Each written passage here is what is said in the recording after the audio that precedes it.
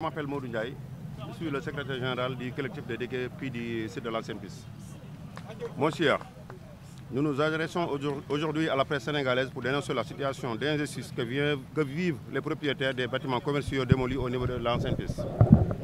Nous sommes une dizaine de chefs d'entreprise à avoir reçu le 16 octobre 2023, sans aucun préavis, la sommation de quitter sous week-end nos locaux qui devaient être par la suite démolis. Cette sommation nous a été remise lors d'une visite du directeur des domaines, du directeur de la DESCOS et du directeur du cadastre, avec lesquels il n'a été possible aucune négociation ni aucune dérogation, alors que la plupart d'entre nous avaient entamé des années en arrière une procédure de régularisation. Pour la plupart d'entre nous, notamment ceux qui détenaient un important stock de marchandises, c'est dans la précipitation que nous avons dû quitter les lieux, sans avoir suffisamment sécurisé nos produits. Nous avons ainsi subi des pertes matérielles importantes pour un montant global de plus de 200 millions de francs CFA, sans compter la démolition de nos locaux dont la perte s'élève à un montant de près de 500 millions de francs CFA. De plus, 138 jeunes qui travaillaient pour notre compte se sont vus du jour au lendemain sans emploi et dans une précarité totale. Tous ces préjudices subis, autant moral que financier et même social, suscitent en nous un profond désarroi qui nous pousse à nous tourner aujourd'hui vers les autorités nouvellement élues qui, nous l'espérons, seront à l'écoute de nos doléances. Nous précisons cependant qu'il nous a été demandé de déposer au niveau du bureau des domaines d'Angor Almadi un inventaire des pertes matérielles sans plus de précision sur le but de cette requête. Depuis lors, aucune communication nous a été faite sur l'évolution de ce dossier. Merci. Je vous remercie. Rappelez-nous le nom. Maudou Ndiaye, secrétaire général du collectif des DGP du site de l'ancienne piste.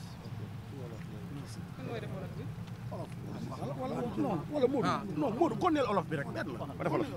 la. Salaamaaleykum mbokk yi ñu ngi leen di nuyu yéen ñëpp. waaw man nag maay secrétaire général du collectif des DGP du site de l'ancienne piste. dañu ñëw tey di leen xamal ne li nga xam ne moo ñu dal fii tey ci ancienne piste.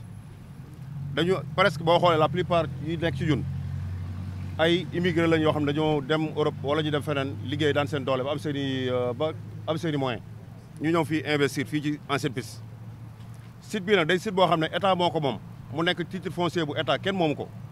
ñun gouverneur époque ñi fi nekk depuis 1999 gouverneur moo ñu fi installé woon nañu mettre leen ko en valeur parce que y avait benn insécurité bu amoon fii ak bordel fi amoon ay mbalit ak yu mel noonu ñu tabax fi def fi suñuy moyen investir bi def fi ay entreprise fii ci ñun am na koo xam ne am na plus de 50 employés am na ñoo xam ne am na 12 employés am na ñoo am 20 employés am na ñoo am 7 ay entreprise moo fi nekkoon ñu nekkoon di fi daan suñu dool di fi liggéey di fi ñax ñu xëy bis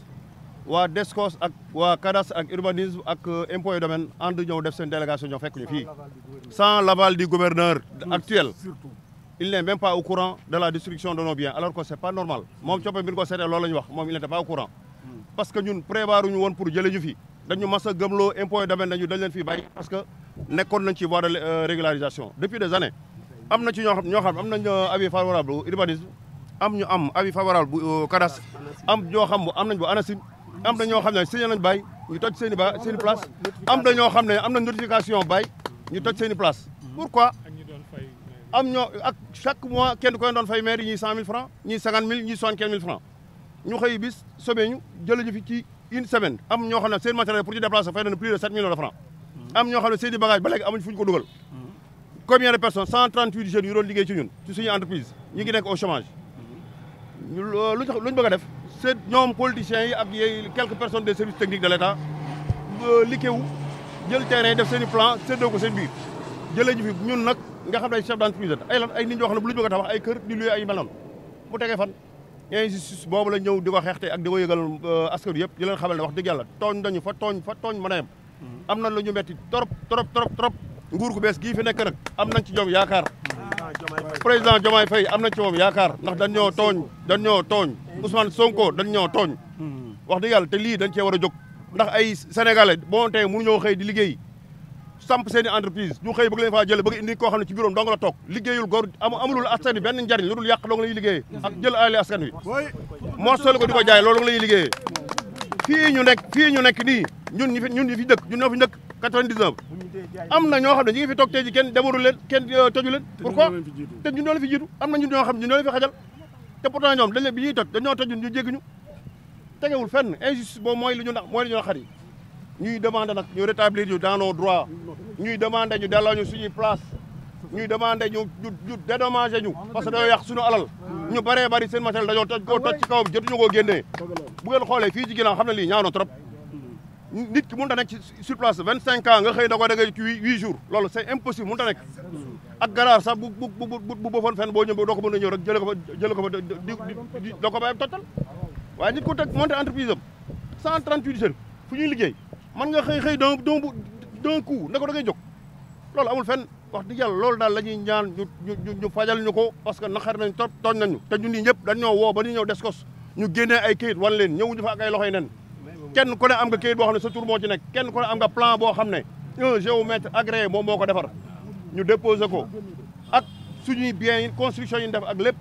mais ba léegi amul suite loolu lañ bëgg ñu fajal ñu ko am nañ dañoo am lu ñu metti salaamaaleykum wa rahmatulah. merci beaucoup. man damay wax en wolof.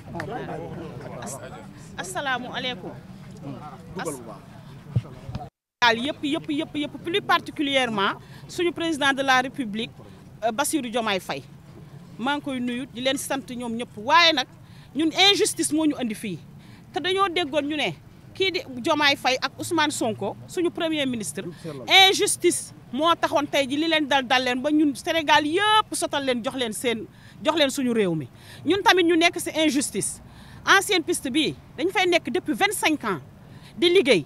man mii di wax ak yéen amoon naa 9 journalières yoo xam ne chaque jour laa leen doon fay 9 personnes ay pères de famille yore seeni kër ak yëpp amoon naa 7 personnes yoo xamante ne dama leen doon fay chaque fin du mois ñu may liggéeyal ñun ancienne piste bi ñun ñii fi nekkoon ñëpp dañu yore woon entreprise mën nañu wax parce que ay doomu aadama lañu yoroon ñu ñuy liggéeyal ay xale yu am jom ñu ñuy liggéeyal saa yu ñu xëyee ñëw fii daan suñu doole lu ñu am yóbbu suñuy njaboot ak bépp doomu aadama bu ci xaj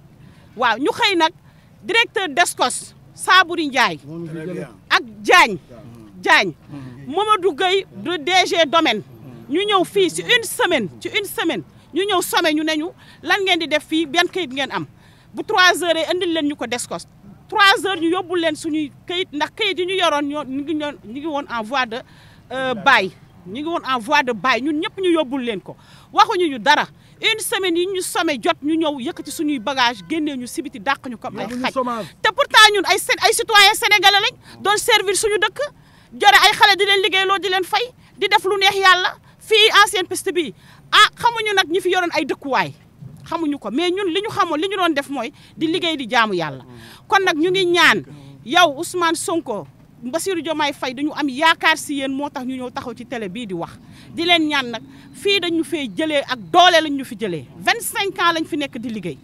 waaw di fay patente di fay ci mairie Ouakam bi ñuy fay di fay patente bu fekkee nekkuñu si yoon Abdoulaye Wade bi mu fi nekkee mosuñu am benn problème Macky Sall bi mu fi nekkee ñëw na ba fii man mii la taxaw waxal ne ma lan ngeen bëgg fii ma ne ko ngeen lijjanti ñu suñuy këyit ñu moom fii mu ne amul benn problème am leen seen jox leen ma si jëlal mu woo kenn ne ko jëlal ma kii numéro téléphone am ba tey jii amul suite ñu toog ba 2 mois mois de novembre une semaine ñu yëkkati ñu jëlee ñu fi une semaine li ñu gën a metti nag mooy loolu dañ ñu génnee comme ay ñuy génnee nit yu baaxul sa locataire sax bu nekkoon sa kër tey doo xëy ne ko da ngay génn locataire sax bu nekkoon sa kër di nga koy jox loi moo ko wax 3 mois di nga ko sommé balaa muy génn sa kër ñun nag ñu foo xam ne dañuy liggéey yàqal ñu fi nag ay millions yu bëri ay millions yu bëree ñu yàqal ñu ko fi waaye nag képp ku ko def bàyyi nañ la ak yàlla waaye yow nag Bassirou Diomaye Faye Ousmane Sonko am nañ confiance si yéen que ni yéen lu dul dëgg lu dul yoon dong moo leen fi teg kon nag ñun ñi ngi am yaakaar si yéen jërëjëf